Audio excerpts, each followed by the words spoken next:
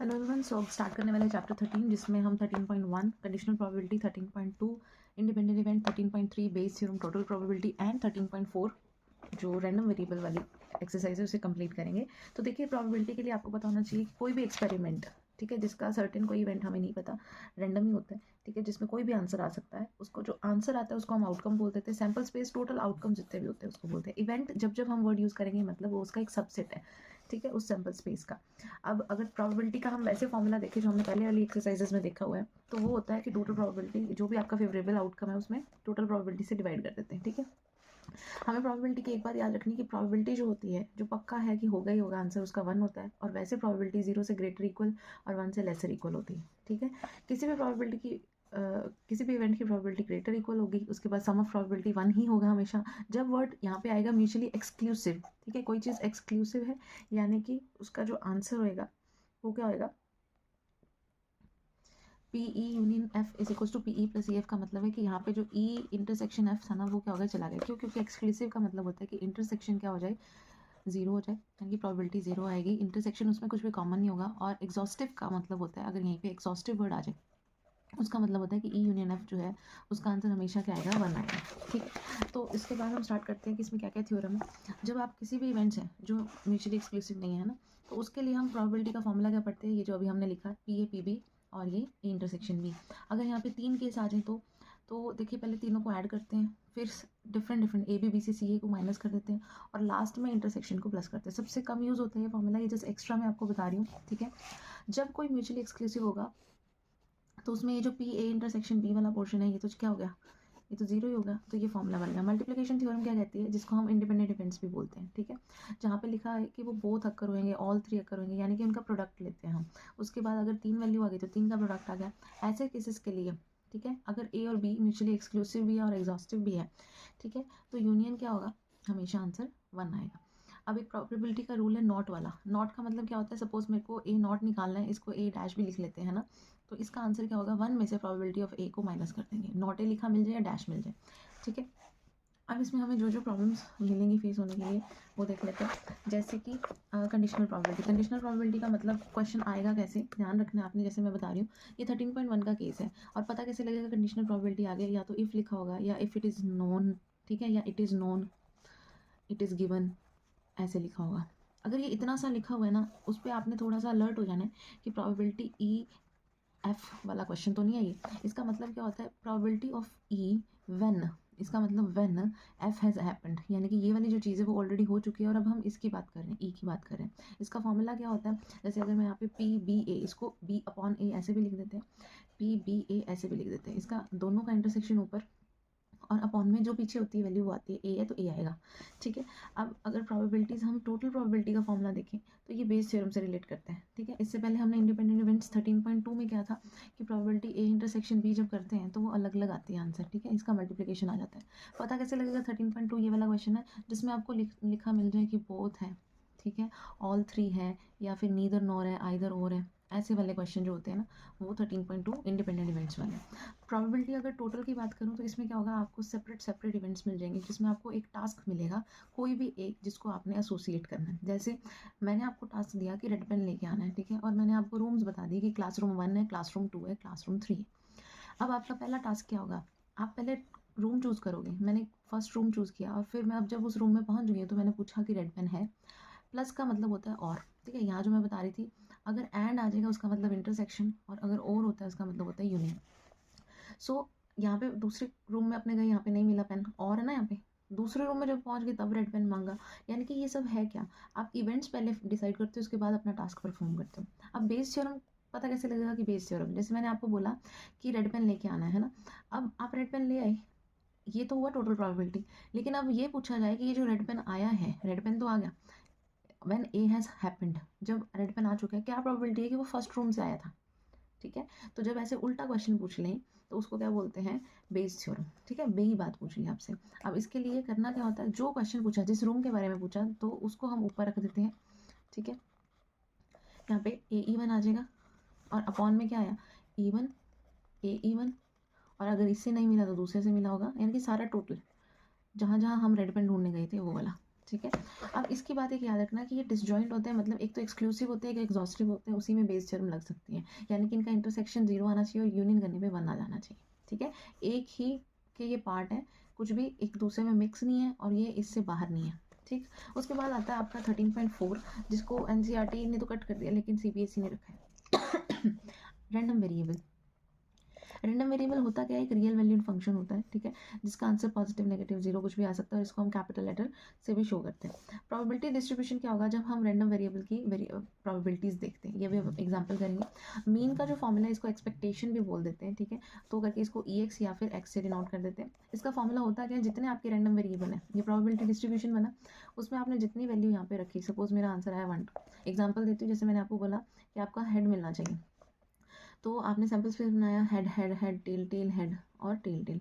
अब मुझे बताओ कि मैक्सिमम, मैंने बोला कि आप एक बार इसमें से जब चूज़ कर रहे हो कोई दो, तो आपको हेड मिला, हो सकता है दोनों बार हेड हो, ऐसे कितने आउटकम्स हैं यहाँ पे, तो यहाँ पे है 1/4। जब मैंने बोला कि एक ही बार हेड है, अब क्या मैं 3 लिखूँगी यहाँ पे रैंडम वेरिएबल, नहीं, क्योंकि चूज़ ही मैंने 2 का करना है ना। 1 के लिए हमने लिखा 2/4 और 0 जब एक भी हेड नहीं है मतलब 1/4। अब आप देखना टोटल प्रोबेबिलिटी का आंसर क्या होगा, हमेशा 1। लेकिन ये जो मीन होता है ना, मतलब ये एक्स रैंडम वेरिएबल, ये क्या है, रैंडम वेरिएबल, ये क्या है, प्रोबेबिलिटी। जब रैंडम वेरिएबल प्रोबेबिलिटी से मल्टीप्लाई होता है तब क्या बनता है, मीन बन जाता है, म्यू बन जाता है। अब ये जो सिग्मा आप देखते हैं, इसका मतलब है कि 1 से लेके n तक जितने भी नंबर हैं, ठीक है, वो सब हमने ऐड करने हैं, जैसे पहला, दूसरा, तीसरा, और होते तो और कर लेते हैं। अब शुरू करते हैं क्वेश्चन। सबसे पहले हम देखेंगे टॉपिक 1, सारे टॉपिक है इसमें, ठीक है। टॉपिक फर्स्ट से जो रिलेट करता है वो है जैसे कंडीशनल प्रोबेबिलिटी। आपको क्या होगा कि कंडीशन दे देंगे, अगर कोई इंडिपेंडेंट वर्ड दे रखे है ना, उसका मतलब तो ये होता है कि आप B'/A, आप क्या करोगे, B'(A)A करोगे, ठीक है। एक फॉर्मूला और बता दूं, जैसे आपको A'(B' फाइंड करना है,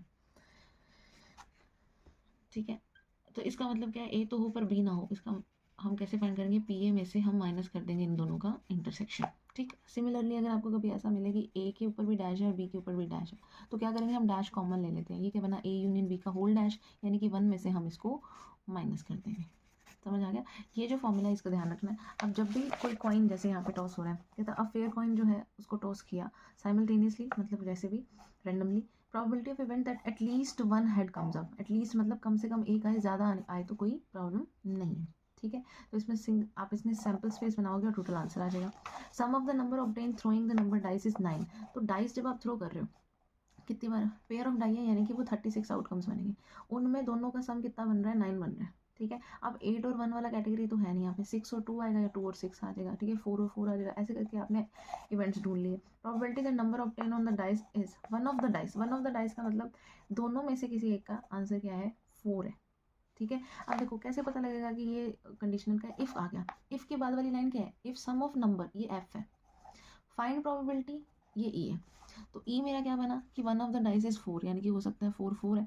अब 4 के अलावा, ठीक है, अब यहाँ पे 4 1 होएगा, 4 2 होएगा, 4 3 होएगा, सारे नंबर मैंने 4 वाले लिख दिए, पहले 4 और बाद वाले 4, ठीक। ये तो हुआ कि 4 आए, ये मेरा ई इवेंट हुआ। और एफ ये कि जब उनका सम क्या है, वो 8 आ रहा है, अब उस सम में वो 4 4 भी होगा वहाँ पे अवेलेबल, ठीक है। तो ऐसे जितने क्वेश्चन आएंगे, अब उसमें करना क्या, आपने इसका इंटरसेक्शन लेना है और नीचे जो वैल्यू है एफ, ई और एफ का मतलब ये वाला है, E/F, यानी कि ये वाली वैल्यू जो है वो पीछे चली जाए। अब ऐसे नंबर के क्वेश्चन, PA की वैल्यू दे रखी है, इंटरसेक्शन दे रखा है, B/A पूछे, कोई भी फॉर्मूला अपनी तरफ से वहाँ बनाना नहीं है। जैसे इस फॉर्मूले में बच्चा क्या करता है, B'(A दे रखे, फॉर्मूला आता है तो ठीक है, अदरवाइज आपने जो इसको पूरी प्रॉपर फॉर्म है ना वही ओपन करोगे आप, ठीक है। इसका वैसे 1 - PB/A हो जाता है, लेकिन आपने ऐसी कोई नई चीज़ नहीं पकड़नी जो आपको श्योर नहीं हो, या तो पहले ही फॉर्मूले पक्के कर दो। तो इसके बेस पे जो 2023 में क्वेश्चन आए हैं, 2019 में आए, 15 में आए, 22 में आए, यानी कि एक क्वेश्चन इसमें से 2-3 मार्क्स का या 4-5 मार्क्स का भी बना है, ठीक है। जैसे पेयर ऑफ डाइस थ्रो किया, sum of the number appearing dice is 7 है, फाइंड द प्रोबेबिलिटी कि 5 हैज़ अपीयर्ड, अपीयर्ड मतलब पास्ट टेंस आ गया, ये हो चुका है, ठीक है, ऑन 1 डाई। एक पेयर है तो आपने इसमें ई और एफ बना देना, ठीक। 12 कार्ड्स है, 1 से लेकर 12, then a card is drawn, उसको निकाला, इफ इट इज नोन, मैंने बोला कंडीशनल प्रोबेबिलिटी पता लगेगा। एक ब्लैक कार्ड है, एक रेड कार्ड है, उसको रोल किया दोबारा आपने, ठीक है। फाइंड कंडीशनल प्रोबेबिलिटी, अगर नाम ही पता लग गया, ऑफ ऑब्टेनिंग 8, इसका क्या मतलब है कि 8 आपका आए, गिवन दैट के बाद वाली चीज़ देखो, इफ़ के जो बाद लिखा होता है वो हमेशा क्या होता है, एफ होता है, उससे पहले फाइंड प्रोबेबिलिटी कहीं पे लिखा है या कहीं बाद में लिखा है, फाइंड प्रोबेबिलिटी के बाद वाला ई है, तो PE/F का मतलब क्या हुआ, P E intersection F by F. वहाँ जाके आपने डिफाइन कर लेना कि ई क्या है, एफ क्या है, ठीक है। ऑब्टेनिंग सम 8 जो है वो मेरा क्या है यहाँ पे, ऑब्टेनिंग सम 8 आए, वो सम 8 आना मेरा ई की वैल्यू है। Given that the red die resulted in number less than 4, तो लेस देन 4 रेड डाई आना, ये मेरा क्या है, गिवन दैट है, मतलब एफ है, ठीक है। आपने ई के इवेंट्स बना लेने और उसके बाद इसकी प्रोबेबिलिटी लिख लेनी। उसके बाद यहाँ पे जैसे डाइज थ्रोन ए बी आपको दे रखा है, कहता है find the probability be given that के बाद ये लाइन आई है, ठीक है। अज्यूम कि हर एक बोर्न चाइल्ड है वो equally likely if a family has 2 children, what is the conditional probability that both are girls, given that both are girls, given that कि वो यंगेस्ट इज अ गर्ल। तो इसके लिए आपको पहले सैम्पल स्पेस बनाना पड़ेगा, ठीक है। तो बोथ आर गर्ल्स है, हो सकता है ये है, हो सकता है जी बी है, हो सकता है बी जी है, और हो सकता है बी बी है। अब आपको उसने बोला यंगेस्ट मतलब ये जो पहले हुआ वो एल्डेस्ट है, ये बाद में वो यंगेस्ट है, ठीक है। अब इक्वली लाइकली सबका आना, और आपको आपका इवेंट क्या है, आपका टास्क क्या है कि वो दोनों क्या है, गर्ल्स है। तो ई टास्क है कि वो जी जी आए, मतलब टोटल में से आपकी प्रोबेबिलिटी 1/4। एफ क्या है कि यंगेस्ट इज अ गर्ल। अब यंगेस्ट में ये भी यंगेस्ट, ये भी यंगेस्ट, 2 यंगेस्ट हैं, तो हमने इनको रख लिया, इसको जी जी को और बी जी को, ठीक। अब इन दोनों में कॉमन क्या है, ई इंटरसेक्शन एफ, इनका कॉमन आया जी जी, बात समझिए। इसका 1/4 आपको जिस फॉर्मूले में जिनकी भी ज़रूरत है वो आपने रखिए, ये थी कंडीशनल प्रोबेबिलिटी। अब उसके बाद आता है multiplication theorem of the independent events. Multiplication theorem मतलब ये जो हम करते हैं intersection F is equals to P E F, ठीक है। या फिर यही वाला जो ई स्लैश एफ हम पढ़ के आते हैं ना, इसमें आता है ई इंटरसेक्शन एफ बाई, हम क्या लिखते हैं इसमें, पी एफ लिख दिया सपोज। अब उनका जो इंटरसेक्शन है वो तो यही नंबर्स ही हैं, P E P F upon में पी एफ पड़ा है, तो ये तो कैंसिल ही हो जाना है, तो इन सब का यूज़ करना है, ठीक है। अब लास्ट ईयर जैसे क्वेश्चन है, प्रॉब्लम मैथमेटिक्स की गिवन है 3 स्टूडेंट्स को, if the solving the problem are independent, वो अलग अलग अपना सॉल्व कर रहे हैं, तो क्या प्रोबेबिलिटी है कि प्रॉब्लम विल बी सॉल्व। देखो 3 बच्चे हैं और सॉल्व कर रहे हैं प्रॉब्लम, वो आपने क्या कंडीशन बनाएंगे कि प्रॉब्लम सॉल्व पहले ने कर दी और बाकी 2 ने नहीं की, ठीक है। तो ये फॉर्मेशन आपको करनी आनी चाहिए। अब यहाँ पे प्रॉब्लम सॉल्व हुई कि नहीं हुई, अब प्रॉब्लम सॉल्व वो कह रहा है होगी। अब इसके तो 8 केस बन जाएंगे कि पहले ने कही है दूसरे ने नहीं की, तो इससे बेटर है हम ये निकाल लें कि प्रॉब्लम सॉल्व हुई नहीं है। आप बात को ऐसे समझो कि मैंने बोला कि ए ने कर दी पर बी सी ने नहीं की, ठीक है। ए बी ने कर दी, सी ने नहीं की, ऐसे तो अपने बनाते रह जाएंगे। जैसे हेड हेड हेड टेल वाला कॉन्सेप्ट आता है, मैंने बोला कि एटलीस्ट एक हेड आना चाहिए। अब यानी कि मैं किसकी बात कर रही हूँ कि अगर मैं 1 में से टेल टेल टेल माइनस कर दूँ तो बाकी एटलीस्ट हेड वाला केस बन गया। अब यहाँ पे वो कह रहा है कि 1 में से वो माइनस कर दो कि ना तो पहले से सॉल्व हुई, ठीक है, ए बी सी मान लेते हैं, ना तो पहले ने सॉल्व की, ना दूसरे ने सॉल्व की, ना तीसरे ने सॉल्व की। ये सॉल्यूशन की प्रोबेबिलिटी है। 1 में से हाफ गया तो हाफ आया, 1 में से 1/3 गया तो 2/3 आया, 1 में से 1/4 माइनस किया तो 3/4। ये होने की प्रोबेबिलिटी, ये सॉल्व ना होने की प्रोबेबिलिटी, ठीक है। इस 1 में से इन सबको हम माइनस कर देंगे, 1 माइनस हाफ इंटू 2/3 इंटू 3/4, 2 से 2 कैंसिल, 3 से 3, 1 में से 1/4 जाएगा, 3/4 आंसर, ठीक। तो इस तरह से क्वेश्चन करने हैं। अब जैसे ये ई एफ स्लैश एफ है, तो यूनियन वाले फॉर्मूले अगर आएंगे तो अपने आराम से कर लेंगे। ई डैश बी डैश पूछा है, तो अभी आपने फॉर्मूला ध्यान से सुना था, तो ये डैश बाहर कॉमन ले लिया हमने, ठीक है। ऐसे करके प्लेइंग कार्ड्स वाला क्वेश्चन है, find the probability 1 card is red and the other is black, कि पहला रेड है और दूसरे वाला क्या है, उसमें ब्लैक है। ऊपर क्वेश्चन उसने बना दिया विदाउट रिप्लेसमेंट। जब क्वेश्चन आ गया, यानी कि सपोज मैंने 52 कार्ड्स में से क्या निकाले, कार्ड्स निकाले, ठीक है। अब मैं जो पहला कार्ड जो भी निकाल रही, इस क्वेश्चन की बात नहीं कर रही, सपोज यहाँ पे मैंने 26 निकाला, नेक्स्ट जो है वो 51, क्योंकि रिप्लेसमेंट नहीं हुई ना, तो ऊपर वाले में चेंज आ जाएगा, ठीक। अब इसमें ये तो ज़रूरी नहीं ना कि जैसे अब उसने बोला 2 कार्ड निकालना है, उसने बोला एक रेड हो और एक ब्लैक हो, ये तो ज़रूरी नहीं कि पहले ही रेड और पहले ही ब्लैक हो सकता है ना, हो सकता है, या ब्लैक रेड भी हो सकता है, ठीक है। तो ये वाली कंडीशन, अब मैंने यहाँ पे ये कोई और एग्जांपल दिया, उसने बोला पहला रेड है तो 26 निकाल लिए, अब दूसरा ब्लैक है वो भी तो 26 ही पड़े, क्योंकि रेड में थोड़ी आया, हाँ, लेकिन नीचे क्योंकि एक कार्ड निकल चुका है तो ये आ जाएगा। अब ब्लैक रेड करते हैं अपने सिमिलरली, तो ये 26/52 है, तो साथ वाला भी 26, लेकिन अपॉन में 51 क्यों, क्योंकि ये 1 कार्ड हमने ऑलरेडी निकाल लिया। इन दोनों को आप ऐड कर दोगे बस, ठीक है। अब जैसे ये फ्रेंड है, ये इतना लेंथी जब क्वेश्चन आता है, आपने पहले ढूंढना ये क्वेश्चन है किसका, ठीक है। उसका कॉन्सेप्ट आप लिख लो साथ में। They decide who will pay the bill, each tossing a coin and letting the odd person pay, ठीक है, जो ऑड आएगा। There is no odd person if all 3 tosses produces the same result. कोई ऑड नहीं होगा, जैसे अगर head head head आ गया, अगर हेड हेड टेल आया तो टेल क्या होगा उसमें ऑड हो गया, टेल टेल हेड आ गया तो हेड क्या हुआ उसमें ऑड हुआ, मतलब दोनों से अलग। If there is no odd person, यानी कि तीनों हेड या तीनों टेल आ गए, ठीक है, in the first round, they make a second round of tosses and they continue to do this till the an odd person comes. ठीक है, जब तक आता नहीं है. What is the probability? Exactly 3 round होंगे और उसके टॉसेस मतलब टोटल कितने टॉसेस आएंगे 3 राउंड्स में टॉसेस. तो इसके लिए अपने करेंगे क्या, इसका बनाते हैं सैम्पल स्पेस. अब देखो अगर पहला राउंड लिया सपोज मैंने फर्स्ट राउंड कब खराब हो जाएगा, जब उसमें हमने बात कह दी कि तीनों ने टेल निकाला है या तीनों ने हेड निकाला है. टेल निकलने की प्रोबेबिलिटी क्या होती है, हाफ हाफ होती है. और का मतलब क्या है, प्लस है. हेड की भी प्रोबेबिलिटी क्या होती है, हाफ हाफ होती है. ये सुनो, अब ये 1/8 और ये 1/8 आपने ऐड कर दिया 2/8, यानी कि प्रोबेबिलिटी की पहला राउंड जो है वो सीधा ही चला जाएगा, कोई ऑड पर्सन नहीं आएगा, नो ऑड.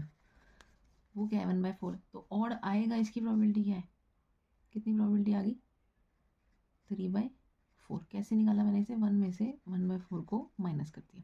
ऑड आएगा 1/4, ऑड नहीं आएगा 3/4. अब क्वेश्चन ये कह रहा है कि what is the probability, exactly 3 rounds ही होंगे उसके. अब ये तभी पॉसिबल है कि जब मैंने पहला टॉस किया तब भी उसमें कोई ऑड पर्सन नहीं आया, मतलब सारे के सारे हेड या सारे के सारे टेल आए फर्स्ट राउंड में. दूसरा राउंड मैंने किया, ठीक है. अब दूसरे राउंड में क्या हुआ, उसमें भी कोई पर्सन ऐसा नहीं आया. तीसरे में जाके एक ऑड पर्सन आया, तो ऑड पर्सन नहीं आया, ऑड पर्सन नहीं आया, इसमें जाके ऑड आया. ऑड ना आना, नो ऑड 1/4. ठीक है, साथ में ही अपने दूसरा चेक कर रहे हैं, तो अपने इसमें बीच में प्लस नहीं, इसमें मल्टीप्लाई लगाएंगे. क्यों, क्योंकि हम कह रहे हैं पहले में भी नहीं आया और दूसरे में भी नहीं आया और तीसरे में जाके वो आया. ठीक है, या तो पहले में नहीं आया या दूसरे वाला केस नहीं है. तो 1/4 1/4 3/4 किया और इसका आंसर आ जाएगा 3/64.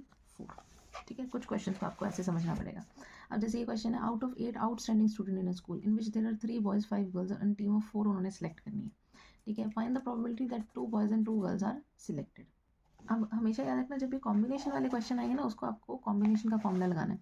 जैसे टोटल कितने बच्चे सिलेक्ट करने, 2 बाई 2 गर्ल, यानी कि 4, 8 में से 5 और 3 8 ना, 8 में से 4 सेलेक्ट करने हैं, 8C4.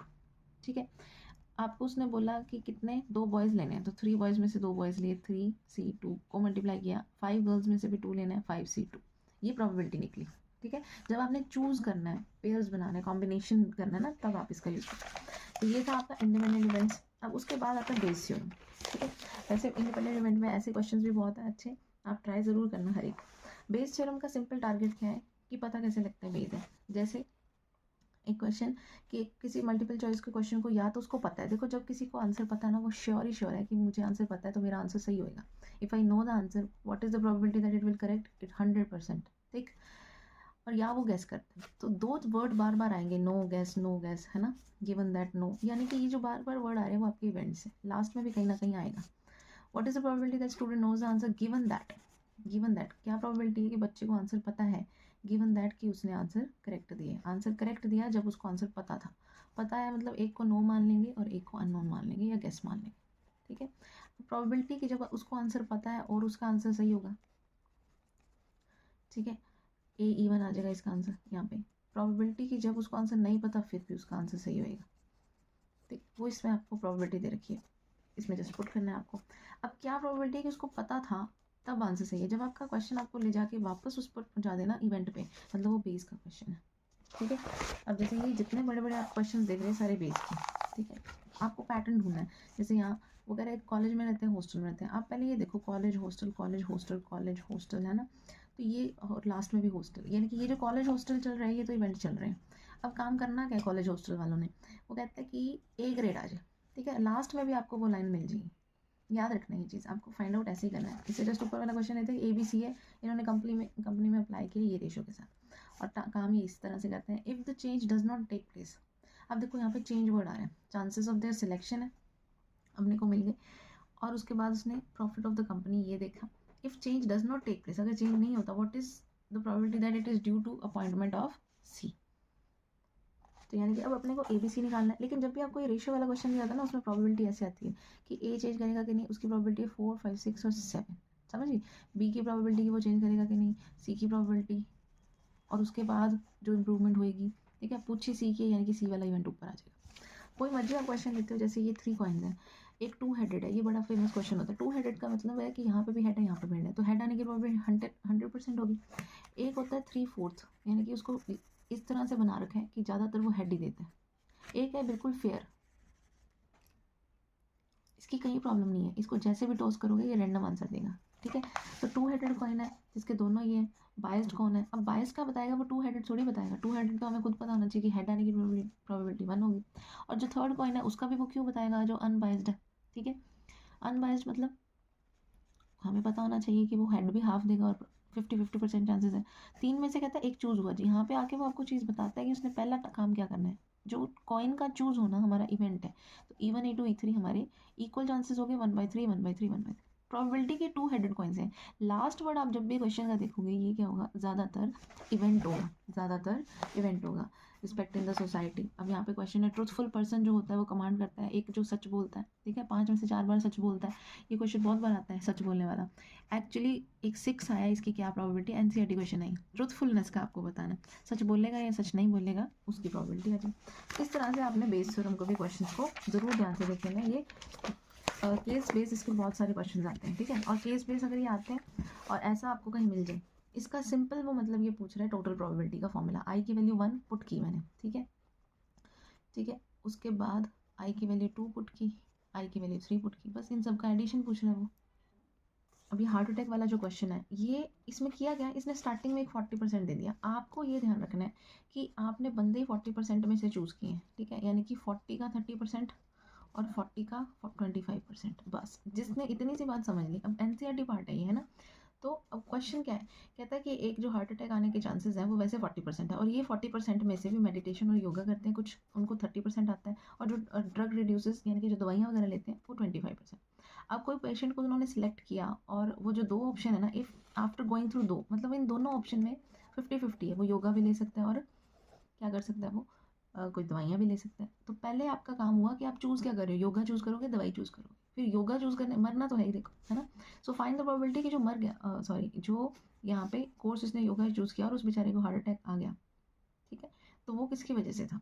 तो दोनों निकालने, देखो लास्ट में एनसीईआरटी पार्ट को कैसे घुमा दिया इसने। एनसीईआरटी में लिखा है कि वो योगा से मरा होगा या योगा की वजह से अटैक आया होगा, यहाँ लिख दिया कि find the probability that the patients followed a course of meditation, उसने ये फॉलो किया था, इंटरप्रेट द रिजल्ट। अच्छा ऊपर उसने बोला सफ़र कर रहा है, हाँ यहाँ तक क्वेश्चन सेम ही है, ठीक। उसको कहता है इंटरप्रेट करो और देखो state above stated method is more beneficial for patient, कौन सा वाला कहता है ज़्यादा अच्छा है, यानी कि पार्ट वही करना है, सारा क्वेश्चन वही है, आपको लास्ट में अपनी राय दे के भी आनी समझ गए। तो ये सारे जो क्वेश्चन है, अब जैसे कि एल बार ए लिखा है, इसका मतलब है ये एल ए पूछा है, इसके ऊपर डैश है, बार भी लगा सकते हैं डैश भी लगा सकते हैं। तो क्वेश्चन जब भी आप प्रोबेबिलिटी का चूज़ करो वहाँ पे वाइजली करना, अटेम्प्ट सारे ही क्वेश्चन